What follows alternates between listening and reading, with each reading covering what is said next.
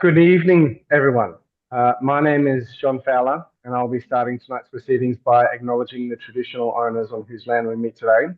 I'm speaking from South Brisbane, which is Yagara and Turrbal people's lands, and I'd like to pay my respects to all First Nations people, and particularly any First Nations people who can join us this evening. I would particularly like to acknowledge the important place that Indigenous voices have in our political, cultural, and spiritual discourse now as much as ever, I would suggest. Tonight's online lecture is in honour of Dr Doug Everingham, remembered for his work for wellbeing, all father of Medicare and social justice advancements in Central Queensland and across Australia before presenting papers on peace for the United Nations in New York and Geneva. His legacies live on in the hearts of our members and his colleagues and through events such as this lecture. His UN peace papers are in the UNAAQ office and Trove.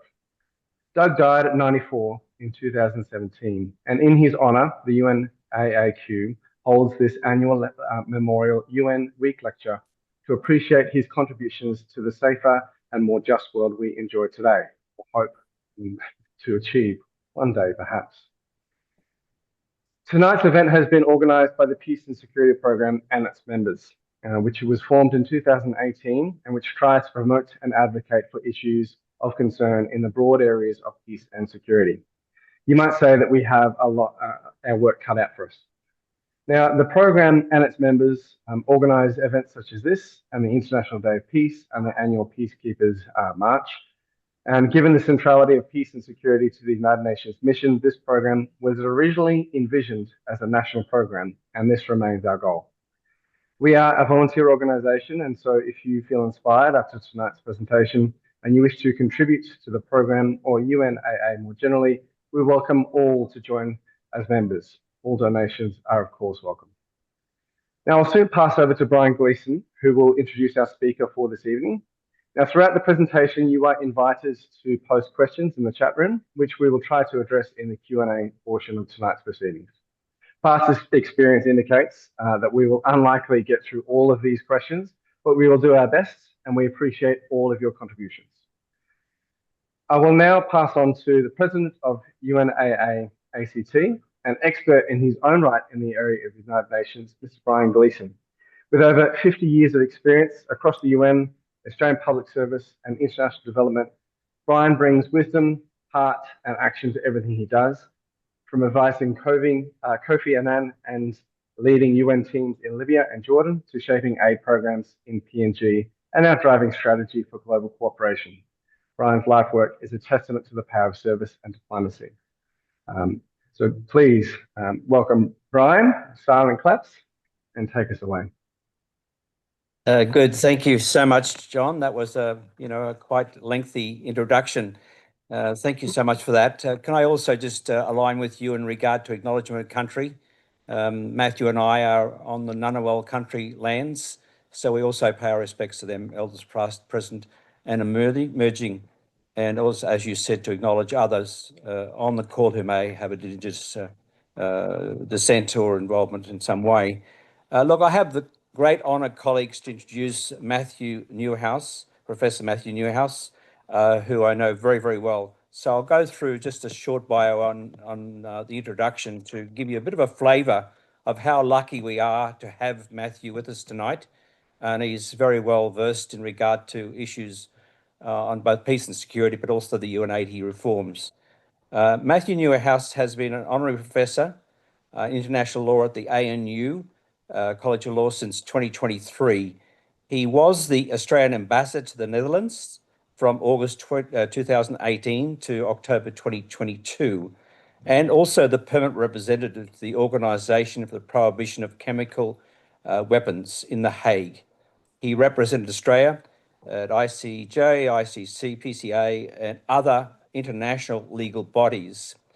Matthew's got a very distinguished career in international relations and was previously serving as the ambassador to Zimbabwe, the High Commissioner of Nigeria, and he has had other senior positions in the Department of Foreign Affairs and Trade, Prime Minister and Cabinet in Africa, Middle East and the Pacific. His previous postings also with DFAT included Kenya, Papua New Guinea, and the Australian Mission in New York. Matthew was also the Director of the Political Affairs Division of the Commonwealth Secretariat in London. He's currently at the, he's currently also with the Royal Commonwealth Society, ACT branch, as a council member, and also he's with the UNAAQ in the ACT. He'll be soon elected as Vice President with our AGM coming up next week. So I'll pronounce that already.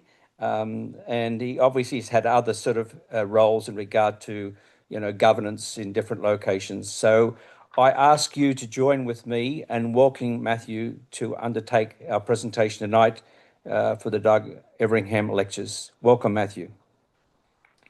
Well, thank you very much, Brian, for that very generous introduction. And let me start by joining the acknowledgement of country across the many locations of this webinar. I'd also like to thank the UN Association of Australian Queensland branch, and especially Annette Brownlee and Claire Moore, and the National President, Dr. Donnell Davis, for the honour of delivering the Doug Everingham UN lecture in this anniversary year of 2025, when we commemorate 80 years since the foundation of the United Nations. When I look at the list of those who've delivered this lecture recently, my first boss in Foreign Affairs, the Honourable Penny Wensley, former Governor of Queensland and an inspiring multilateral ambassador, General Mike Smith, a past National President of the UN Association of Australia and a great UN peacekeeper, and Leanne Smith, another prominent Australian UN peacekeeper and now Chief Executive of the Australian Human Rights Commission, I am conscious I have big shoes to fill. I will do my best. The United Nations has meant a lot to me throughout my career. It was my privilege to be posted to the Australian mission to the United Nations in New York early in that career. I have served twice as UN Director in the Department of Foreign Affairs and Trade and worked with the UN in the field in postings in Nairobi, Port Moresby and Harare, as you've heard. As Political Director at the Secretariat of the 56-member Commonwealth of Nations in London from 2002 to 2008, I worked especially closely with the United Nations across a range of mutual issues, particularly on peace building and election monitoring. Finally, as Australian Ambassador in The Hague from 2018 to 22, it was my privilege to work with its principal judicial body, the International Court of Justice. Like the late, great Doug Everingham, who we remember and honour tonight, I am a staunch supporter of the UN and its charter. A medical doctor, Doug Everingham is best known for his work as the founder of what is now Medicare when he was health minister in the Whitlam government in the 1970s. It is a legacy for which every Australian thanks him to this day. We should also thank him for his campaign against smoking, unpopularly placing anti-smoking stickers on cigarette vending machines in Parliament House in the 1970s. Today, there are no such machines, and a younger generation finds it unbelievable that there ever were, yet his actions were thought at the time to be eccentric rather than visionary. His commitment to internationalism and the UN is perhaps less well known. Another body he led was the World Government of World Citizens. While I understand the idealism which drove his approach, I am less convinced of the value of world government, not least because it could be too easily misused by tyrannical and ill-intentioned leaders, of whom, sadly, we see too many examples in our modern world. We are on much more solid ground with the UN Charter itself, with its commitment to national sovereignty and equal rights of men and women and of nations large and small, and to promoting, to quote, social progress and better standards of life in larger freedom. This commitment to the UN, which we share with Doug Everingham, is needed more than ever today, at a time when the UN is under threat as never before. In 1995, at the time of the UN's 50th anniversary, I authored an article published in the Australian Journal for International Affairs entitled, "The UN's Security Role at 50, The Need for Realism." This followed 3 years in New York as first secretary and legal advisor at the Australian mission, covering legal disarmament and Security Council issues.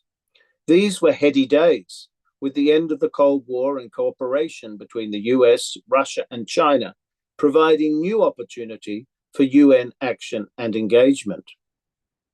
On the Australian side, our efforts were led by the idealistic and inspirational Gareth Evans. We engaged in peace building in Cambodia, negotiated the Chemical Weapons Convention, and established the OPCW. And we supported him in writing Cooperating for Peace, the so-called Blue Book, as a primer for a more cooperative, UN-led approach to international affairs. While the mood was positive, I worried, because these were also the days of the collapse of the former Yugoslavia, the shocking Rwanda genocide, and the ill-advised Somalia intervention. It was clear to me that the approach adopted under Secretary-General Boutros Ghali's famous 1992 An Agenda for Peace, especially on peace and security issues, was not sustainable given the resources and political commitment available to the UN. The principal point of my article at that time was, and I quote, "Above all, it needs to be recognized that the United Nations, while based on the ideal of multilateral cooperation, was also designed to operate in the real world of power politics. For any reforms to succeed, they need to take into account these realities." The same approach informs my discourse tonight, 30 years later. The challenge at 80. The UN has always been good at lofty commitments and less realistic about the resources and political will needed for implementation. Thus, only last year, in September 2024, world leaders at the UN adopted the Pact for the Future. Aside from reaffirming its commitment to implementing the 2030 Agenda and achieving the ambitious Sustainable Development Goals, promising, in fact, to, quote, turbocharge its full implementation, it adopted 56 key actions. Some hit us in our teeth 1 year on. Take Action 14, quote, "We will protect all civilians in armed conflict." Or Action 15, quote, "We will ensure that people affected by humanitarian emergencies receive the support they need." In the light of the tens of thousands of civilian deaths in Gaza and the starvation of its population, or the humanitarian crisis in Sudan, how hollow this sounds. One wonders how the leaders who boldly made such commitments a year ago can sleep at night in their beds. These were mere words, not aspirations to which they were really committed. This has long been a problem for the UN. Over-promising on ambitious goals, most leaders or nations have no intention of implementing, and then, inevitably, under-delivering. It is no wonder the world's populations become disenchanted with globalist solutions. We see instead the rise in populist leaders, from Putin in Russia to Trump in the USA to Modi in India, who emphasize national solutions above international cooperation. A colleague at the ANU Law School, Professor Jolyon Ford, has done important work on this phenomenon with a focus on human rights. Last year, he published this work in a book entitled Human Rights and Populism. His challenging work forces those of us who support the notion of universal human rights to examine how human rights came to be seen negatively in many populations as not enhancing their lives. Rather, they were perceived as overly focused on minorities and creating obligations and burdens, rather than opportunity and enhancing those greater standards of life in larger freedom for all. Thus, they became disconnected from the aspirations of ordinary people and so easily attacked by populist leaders as part of the problem. I well recall, as ambassador in The Hague, having to address this issue with our former Prime Minister, Scott Morrison, during the era of the first Trump presidency. In a speech to the Lowy Institute on 3rd of October 2019, entitled, quote, "In Our Interest," Morrison expressed concern, quote, about a negative globalism that coercively seeks to impose a mandate from an ill-defined borderless community, and worse still, an unaccountable internationalist bureaucracy. He then charged the department to come back with, quote, a comprehensive audit of global institutions and rule-making processes. As it happened, 1 week later, I was in Sydney with the Conservative Dutch Prime Minister Mark Rutte, now NATO's Secretary General.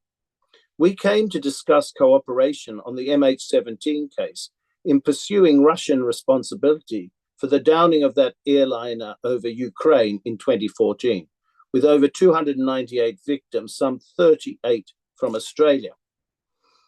I drew his attention to Morrison's speech. We ensured Rutte also spoke at the Lowy Institute a week later on the 10th of October and focused on the global rules-based order. Rutte, a convinced but realistic multilateralist, argued that international rules and the system built since 1945, quote, have determined how we trade, how our citizens travel, how we fight poverty and climate change, and how we resolve disputes and manage conflict. It is not a perfect system, far from it, but it has made countries like Australia and the Netherlands more prosperous and secure than at any time in our history, unquote. The issues we faced in 2019 are much the same as in 2025. Rutte noted that, quote, the multilateral system is under heavy pressure and can no longer be taken for granted. Some international actors are trying to change the rules. Others are breaking them or ignoring them. The USA, as the traditional leader of the free world, was more critical of the system. China was more proactive with different perspectives on human rights, democracy, free trade, and intellectual property. Rutte concluded by quoting the US historian Robert Kagan and his work, The Jungle Grows Back. Kagan argues the multilateralist liberal order, built after 1945, is like a garden, a place of order created to hold back the jungle-like natural state of international chaos. Countries like Australia and the Netherlands would be foolish not to maintain the garden and let the jungle grow back. I'm pleased to say Morrison found Rutte as persuasive in private as he was in public. When the DFAT review was done, Morrison in fact supported more engagement in the global system rather than less, as he saw the value of it to our national interest.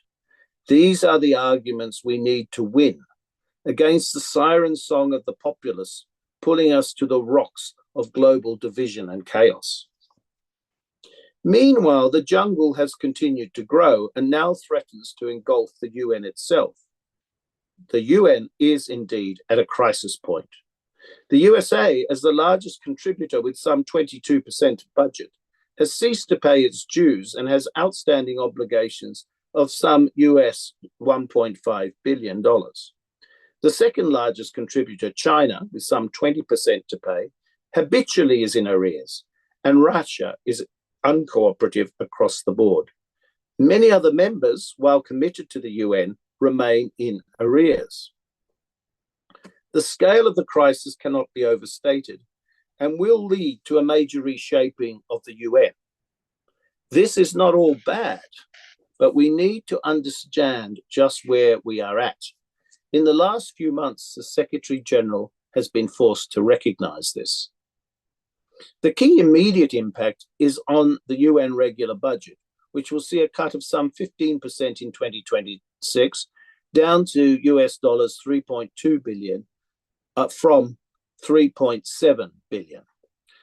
There will also be a reduction in the workforce by some 20%, down from 35,000 positions to 30,000 positions. Another major impact will be on the size and budgets of various UN bodies. As an example, UNHCR may only receive half of its $10 billion US budget and is losing some 5,000 jobs, 1/4 of its staff, with a major impact on refugee programs and support. The US has pulled out of the Human Rights Council, UNFPA, WHO, and UNESCO. All will be impacted, at the least by 20% of their budgets. An example of the impact is in the reduction and cancellation of sessions of the Human Rights Committee, which monitors the implementation of the International Covenant on Civil and Political Rights. Increasingly, such bodies will have to find new ways of working, including with virtual sessions and artificial intelligence to provide translation services. Another major challenge is in peacekeeping. Its budget is around $5.4 billion a year, US, with the US paying around 26% of the cost, if it pays. This is still to be tested. Currently, it is around $2 billion in arrears. China pays around a further 23.5% of peacekeeping costs and is also in arrears. Already, the UN Secretary General has directed missions to find 15% cuts to these budgets, with an anticipated 25% reduction in uniformed and civilian personnel. The UN Department of Peace Operations has warned this will mean fewer patrols to monitor ceasefires and less support for humanitarian relief in places like the DRC, South Sudan, Central African Republic, Lebanon, and the Golan Heights. Incidentally, of around 40,000 UN peacekeepers globally, only 25, yes, 25 are Australian. Could we do more? But moving on to the realistic reforms. The Secretary General has been forced to face up to this funding challenge, and the UNAAQ is an initiative in both budgeting and broader reforms is his response. By UN terms, it is necessarily dramatic, such is the nature of the funding crisis, but it remains open as to whether it is really revolutionary enough to fit the UN for a future where multilateral action has to argue its case. It is also a future where development budgets, not just from the US, even if dramatically so, but also nations like the UK and Germany, let alone Australia, are in broad decline and often focused away from multilateral delivery. The reform work is being pursued under UNAAQ across three work streams. Firstly, on efficiencies and improvements, which is looking at unifying the payroll under a global team across 3 locations and relocating some functions from higher cost to lower cost duty stations.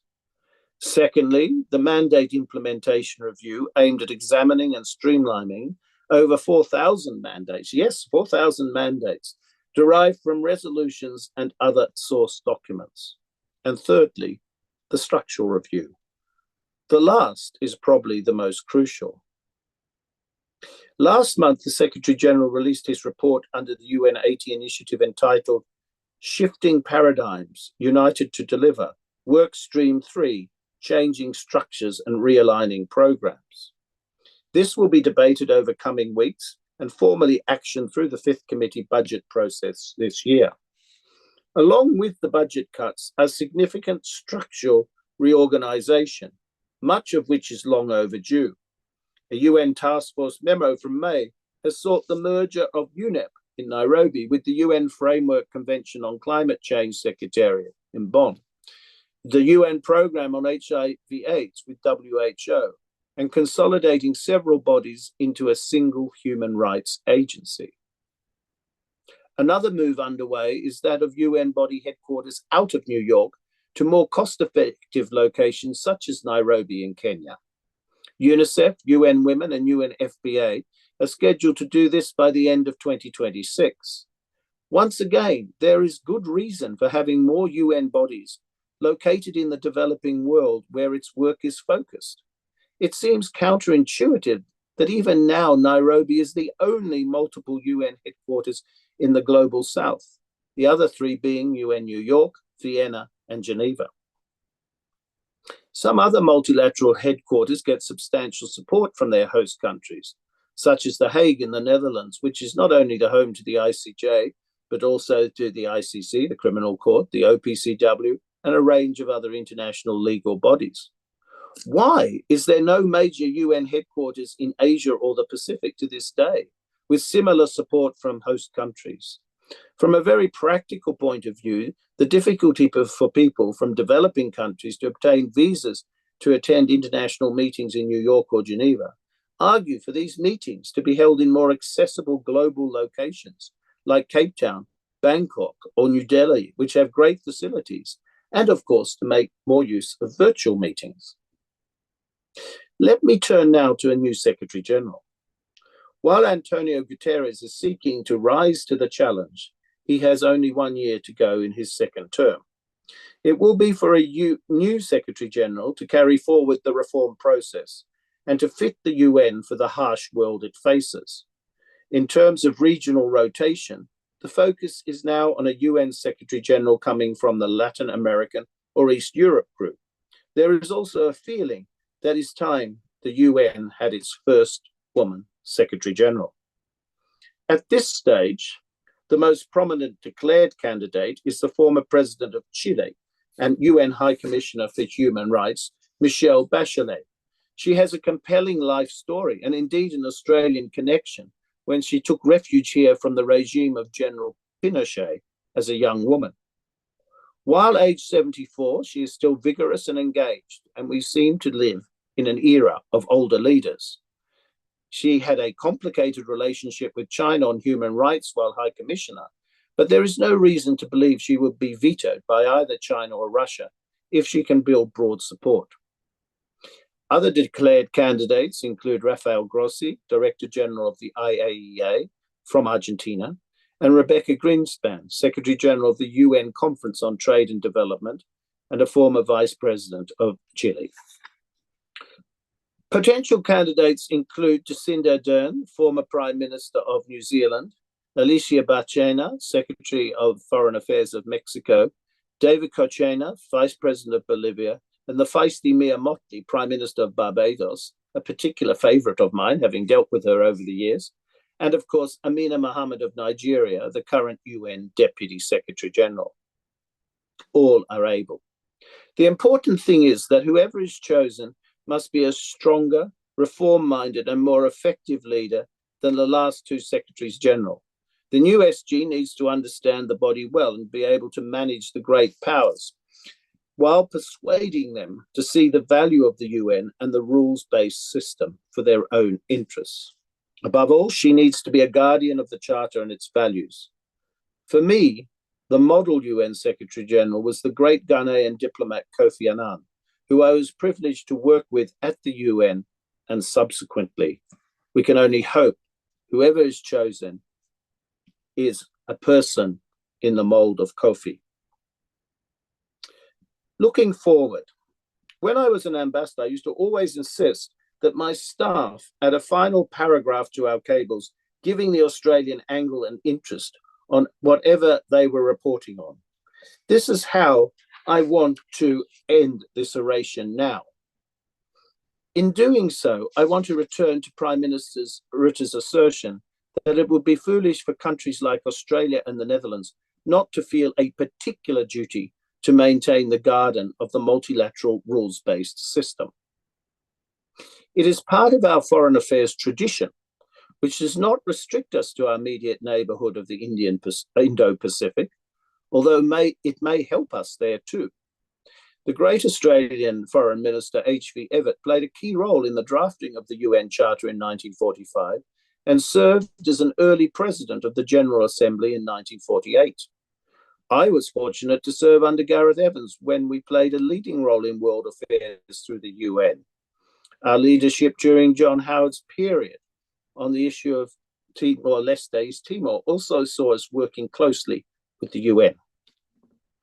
It is good that Prime Minister Albanese has now formally announced our candidacy for the UN Security Council for the 29-30 term.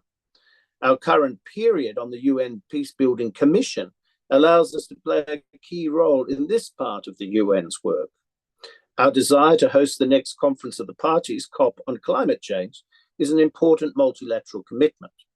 The work of Foreign Minister Penny Wong in successfully pursuing a declaration for the protection of humanitarian personnel has been inspirational. Our sharing of the marine biological diversity of areas beyond national jurisdiction, BBNJ treaty, negotiations is another significant contribution. Yet, there is more we need to do, not only in supporting the UN through this challenging period of cutbacks and reform, but by playing a greater leadership role. It is time that the significant middle powers like Australia, many of them like us G20 members as well, pull together to pick up the leadership discarded by nations like the USA. We also need to ensure that nations like China understand we will defend those long-held values of the UN Charter and not allow them to be weakened. I am much encouraged by Penny Wong's speech to the UNAAQ conference in Sydney last week. She recognized the crisis, but went on to assert, quote, "We have to grasp the opportunity of this crisis and of amplified middle power diplomacy to shape the UN's future." Working with, quote, partners traditional and partners new, she affirmed Australia will focus our engagement in UN reform to maximize impact. This is precisely the sort of leadership we need to see from Australia, and which has been so effective in the Declaration on the Protection of Humanitarian Personnel. Speaking in New York to the General Assembly last month, our Prime Minister said, "The creation of the international rules-based order owes much to the leadership of the USA. For the region Australia calls home, that stability has underpinned a generational economic transformation. But we cannot ask and should not expect any one nation to uphold the rules or guarantee the security on which all of us depend." The implication was that Australia had to do more, and Wong in Sydney confirmed this in quoting him.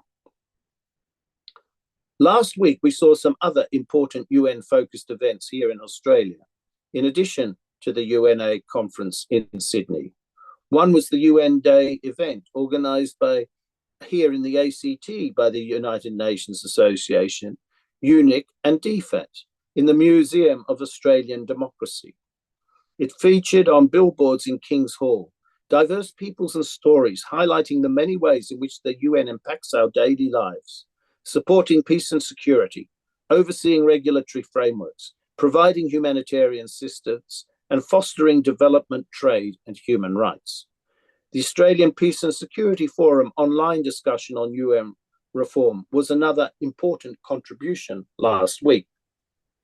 Finally, in this, perhaps the last in this series of UN Day events for 2025, I would like to highlight the work being done by the International Court of Justice in standing for principle and law in its growing number of judgments and advisory opinions. I'm also inspired by people like UN Secretary General for Humanitarian Affairs, Tom Fletcher, an old friend of mine, and his teams courageously providing humanitarian support against the odds, even under fire. They demonstrate the UN continues to do great work. I hope with this commitment to multilateralism and the UN being shown by our leaders, I hope it becomes a more regular feature of our foreign policy discourse, alongside our focus on the US, China, and the Indo-Pacific. It needs to have a more prominent role in the work of our think tanks like Lowy, ASPI, and the AIIA. It needs to see us doing more in areas like peacekeeping, both in terms of troop contributions and in security doctrine, including pursuing the objectives of UN Security Council Resolution 1325 on women, peace and security, whose 25th anniversary we are currently commemorating. As we work more closely with regional nations like Papua New Guinea, Fiji, and Indonesia on security, so too should we work with them in peacekeeping missions where they are prominent. We need to recapture the human rights discourse with our own Australian population so that UN engagement is not seen as diminishing our liberty, but rather enhancing it. Australia also needs to put more resources into this multilateral engagement and into our diplomatic network to support it. It is now time to band together with allies in Europe, Asia and beyond, countries like the Netherlands, Japan, South Africa, Canada and more, to get our hands dirty in the international garden, to invest our resources, to get on with the job and show more leadership. Our current leaders look ready for the task and we must support them in it. Our forebears like Doug Everingham would expect no less, and our future depends on it. Thank you.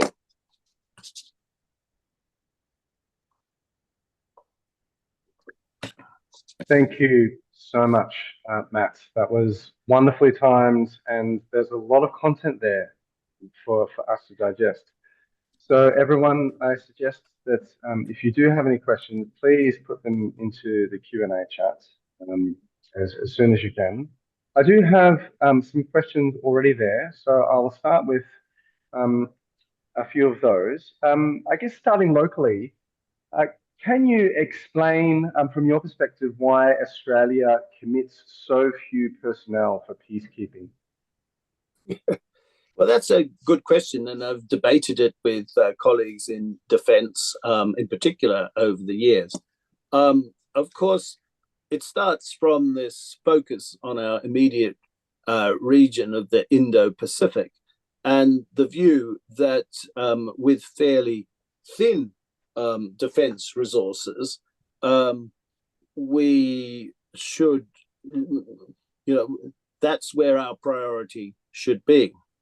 There is a bit of an argument that says, and I think that has some validity, that we are not best placed for providing troops, but better placed for providing training. But I don't believe we do provide enough training and logistics support as it stands through UN peacekeeping.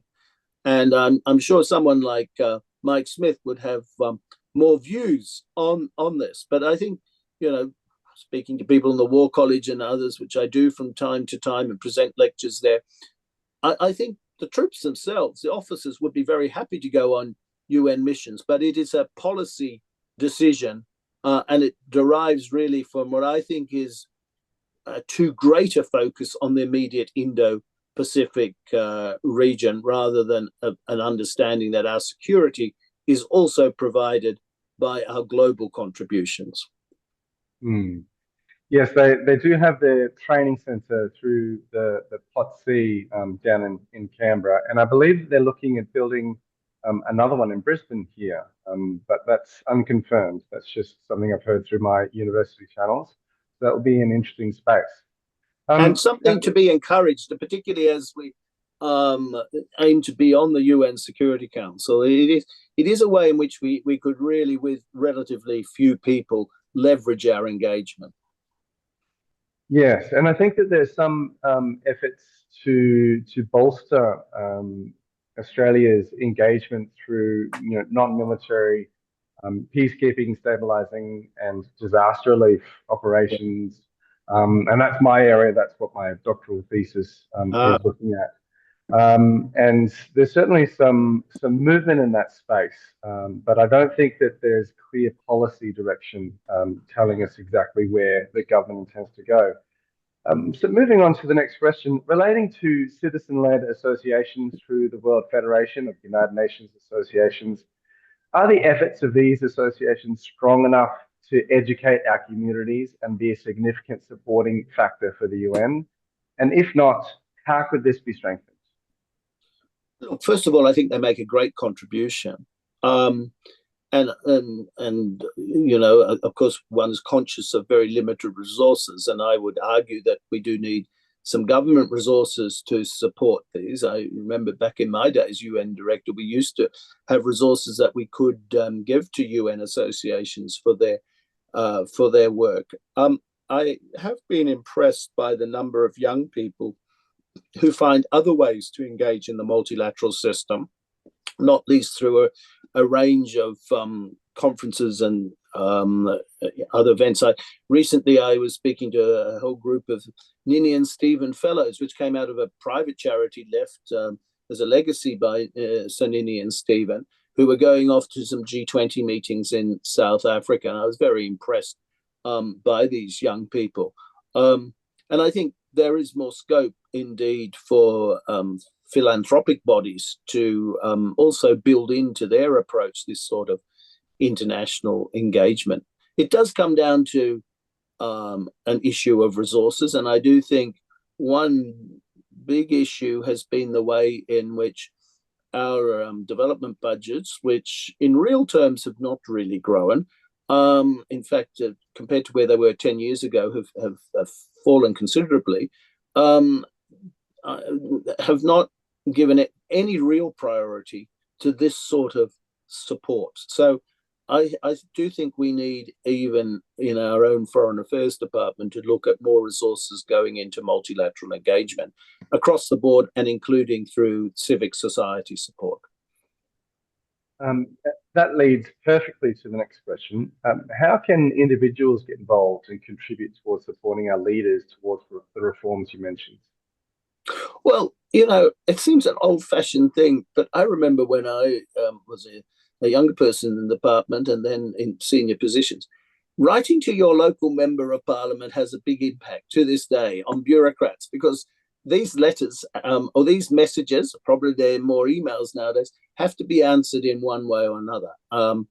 And I remember as a young diplomat spending a lot of time in those days on the issue of apartheid in South Africa and responding to the various views of the Australian population, for example.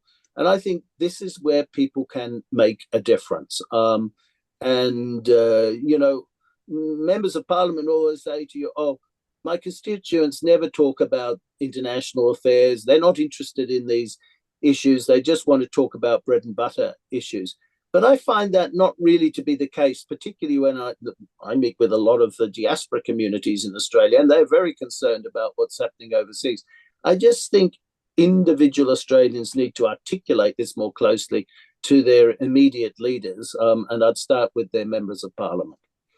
Yes, I would absolutely second that. It's, even if it doesn't raise it to the point of being a priority, it puts it on their radar as something they need to attend to when it comes up as an issue in Parliament or in whatever forum they may be involved in. So write to your members is a strong action that everybody could take. Can you imagine a reform of the UN Security Council would be able to create significant change in tackling the well-known criticisms of the Council? Look, I first engaged on UN Security Council reform now some 35 years ago when Richard Butler was our ambassador, and Sergei Lavrov, everyone knows his name, was the Russian ambassador in New York, and we were in a little group. Then we go into meetings, and it was, I was providing some of the legal advice. And in those days, I actually believed it might be possible to do something. 30 odd years on, I'm a little more skeptical. I do think, though, we shouldn't give up on Security Council reform, and I think we should continue to press in particular for Security Council expansion, given the numbers. There is a debate around too at the moment whether, and in Australia has to think about this, whether we should have, there's an Article 109 of the Charter which provides for a conference to look at reform of the Charter. It's quite problematic in these divided days, and in the end, any reform would have to be accepted by the Security Council, even though the General Assembly can effectively, with 9 members of the Security Council, and it can't be vetoed, actually call for such a conference. The issues, though, at the moment are less reform of the Charter, because I think the Charter is still pretty sound. It's reform of the UN system itself. And that is where the Secretary General has to show particular leadership. And that's where, quite frankly, I think a new Secretary General will become very important, as I've already mentioned in my speech. Yeah, it's an interesting situation for a leader to come in, and you mentioned, there's increasing public views around having a woman serve as the Secretary General. And we had a past UNAAQ Queensland president. She was speaking about the glass cliff that sometimes exists, where there's this really untenable scenario that the woman gets a female leader gets elected, and it's so difficult that it's actually counterproductive as far as promoting women in leadership positions. So that will be certainly interesting to see, whoever is chosen to negotiate that really difficult position. And I do see it as a really nuanced and adept form of leadership that is required because of the inherent tensions within the system that they have to be able to balance these tensions that are systematic in nature. So very, very difficult. Seeing your extensive time as an ambassador to African countries, what do you think the African continent may uniquely bring to the table with UN reforms? And can you see an increase in their voice with UN over time, particularly as officers continue to move to the continent? Well, I think it's a good thing to see officers of the UN moving to the continent. I think the UN has engaged a lot with Africa. I think in some times it's been a fairly problematic engagement, but on the other hand, many people are greatly thankful to the UN, particularly refugee communities and others, for what they have been able to support. I do think, and I've spent obviously quite a lot of time with the African Union, the growing strength of the African Union and its commitment is quite important. And I think the UN working with the African Union will be significant going forward. And that brings me to a broader point. I think the UN will have to work more on partnerships with regional organizations. We have the Pacific Islands Forum here in our own immediate region. There's the European Union. I was meeting with a delegation of theirs to Australia today. These bodies can really make a difference if they work closely with the UN, and they are inherently global looking. Even the Commonwealth, which has limited resources, but I think we found we could really do more work together. And it's something I would want to encourage and think is a way forward in UN reform too. Yeah, absolutely. And one more question, and then I'll bring Brian back into because he is obviously an expert in his own right, and he might like to chip in. It appears that China is publicly increasing in its vocalization about the need for multilateralism and its overall support for the UN. This is possibly countered by their investment in BRICS and alternative multilateral platforms. What are your thoughts on this, and where do you see China's role in the possibility of future reforms? Well, I often say, and this I saw it in action in places like the OPCW, where I engaged a lot with Russia and China. Russia wants to wreck the system. China wants to change the system. It doesn't want to wreck the system, but it wants the system to be more in accord with its own values. And indeed, it has a fairly powerful message, particularly to developing countries, which it engages with very actively. I mean, commercially it engages with them, but also politically. When you see the way in which African and Asian countries are actually courted by China, the attention they're given in a way that we seldom do in our own systems, it builds their influence and it helps them, to get the votes. And they can use, and there's some substance in their focus on economic rights, and that can be very attractive as a way of engaging with a lot of populations. So I think it's a very subtle engagement that has to happen with China, and I think we do need to listen to each other, not give away what are very important political rights, particularly in the area of human rights, but be prepared to see whether there are areas of cooperation with China as well.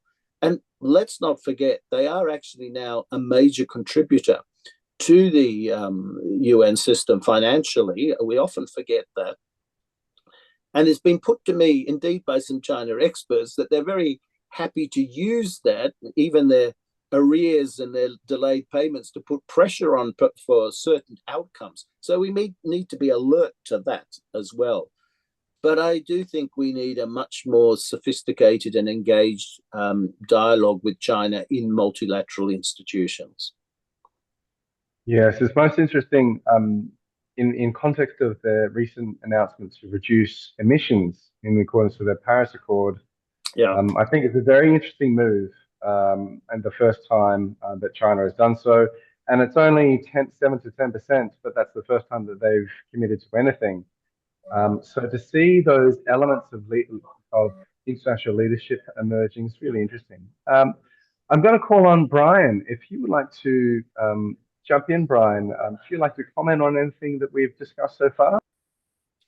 Oh, thanks, John. I don't propose to speak too long because other colleagues may wish to take a bit of space, but just to again acknowledge your contribution, Matthew. He and I speak the same language. He just speaks a bit more eloquently than I do. So, John, I just add 2 points, if I might. One is I'm currently doing some work around the development of a UN system-wide strategy on what's called South-South and triangular cooperation. I think the UN reform process provides opportunities, obviously threats and risks, but I think the issue around country-to-country development support is going to be given a lot more sort of visibility and impetus going forward, because that potentially has an opportunity to fill a gap in terms of development assistance. And when I met the Cuban ambassador the other day, she said, look, we've got some great health systems, and we'd love to, export them to other places. So, I mean, there are a lot of examples anyway of South-South. The other point I'd make is I think Australia has got a fantastic reputation.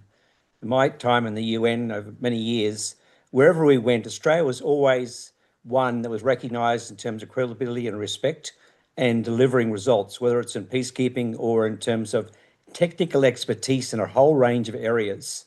And when I was in Gaza, for example, again, Australians did very well there. My point there is that I think there is an opportunity for us to try to mobilise a greater Australian presence. And I know DFAT's very keen in that regard to mobilise and to leverage on our technical expertise in different areas. But I don't see that we have that organised in a systemic way.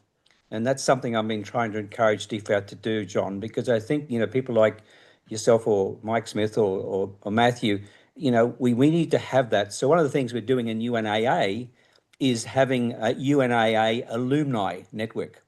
And I think that's an opportunity again for us to get into the whole, change process to leverage our contributions going forward. And I think that'll bring DFAT on board and also help to, I think, position the government of Australia in a range of different locations. I'll stop there. Thank you. I very much agree, Brian. And I do think we have a lot of expertise in this country in areas like peace building come to mind for me, and working with the UN and development and so many other areas. And we don't manage it well enough. So, good luck with what you're doing to try and pull that together with the alumni. Yes, and on that peace building initiative, I know that the AP4D think tank is doing some. It's part of the Australian Civil Military Centre. I think it's a little offshoot of a little scholarly group that works with them, and they're doing some work assessing Australia's peace building. And I think that there is a little bit of we have rested on our laurels a little bit in that regard, because we did so well historically in Timor-Leste, and that was managed wonderfully well, and that certainly bolstered their reputation in that space. But some of that institutional memory has passed because a lot of that experience has gone through retirement and general transition, and it hasn't necessarily been renewed. So that's an interesting space that I think the government is trying to assess and look at ways to potentially bolster So again, similar to the POTC development, there is a little bit of movement in that space, and I'm hopeful. I'll just pass it to Matthew. Any closing remarks before we wrap up for this evening? No, I think there's one question about Australia's reluctance to act on an ICJ advisory opinion on genocide in Gaza. I'll just make a couple of points. First of all, the genocide case itself is still being argued. That's the South Africa versus Israel case. We won't get a full outcome on that, although the court made it very clear that there should be a ceasefire, and Australia supports that. There is this recent advisory opinion, of course, which Brian would have been very pleased to see, in particular, the strong support given to UNRWA and the requirements on countries with regard to humanitarian law. And I have no reason to believe Australia will not act as far as possible in line with all the advisory opinions. I've been impressed by Australia's approach on international law. So I think, because it goes on to say, will this undermine our chances to get elected to the Security Council? If anything, I think recent Middle East policy steps have enhanced our chances of getting elected to the Security Council. And I should point out to people that it's actually at this moment an uncontested election, but we still need to work for that election. My final point would be to say, because I see a couple of points about me being optimistic, I am optimistic about the charter and the commitment, and I am heartened by some of the recent speeches, particularly the latest by Penny Wong on the UN. But I think we need to work at it. I think if there's any one message left, we are actually in quite a struggle at the moment. So those of us who support the multilateral system, who support the UN, we need to be really active about it. Otherwise, we will be defeated, because there is so much sort of populist notions about, globalist solutions being, unhelpful. And to live in a new era of nationalism makes those of us who realize that we do need cooperation. We are just going to have to win the battle of ideas here. Well, thank you so much, Matthew, for your time this evening. And I'd just like to mention that the lecture has been recorded. Sorry for that noise in the background. The lecture has been recorded and will be posted online in the coming days or weeks. Thank you, Brian, for your introduction and your comments also. And in closing tonight, I would just like to recount a brief experience I had. I've been teaching at University of Queensland. I was helping to teach a course on international order, which is fortuitous. And it's very interesting. There's a wonderful scholarship in this area. There's a lot of thoughts going into this in the area of international relations. And to your final comments, there is, and the question of optimism and how optimistic should we be versus pessimistic. I think that some of the pessimism comes from an assumption that things will stay the same, or even should stay the same, as they have existed through the 20th century. And I think if we can dispel that assumption, and even challenge the universal good that might be associated with that assumption, for example, the US underwriting the liberal international order, and what the new possibilities might look like. And I think it takes away some of that potential pessimism. And then if we examine some of the structures in place, such as the UN that we've talked about, which, like you said, is not perfect, but there is an overabundance of resources that we have. And I think, to your final point, and I would wholeheartedly agree, that with some effort, and perhaps more effort than we realized at first, but probably less effort than we imagined, that we can create potentially something stronger. And that is, for me, certainly something to be optimistic about. So thank you very much, everyone, for joining us. Thank you, Brian and Matthew, wholeheartedly for your time. I appreciate everyone's comments and questions. And if you didn't have your question answered, I apologize. But I thought this was a wonderful conversation. and hopefully you can share it with your friends once we release it. Thank you all and have a good night.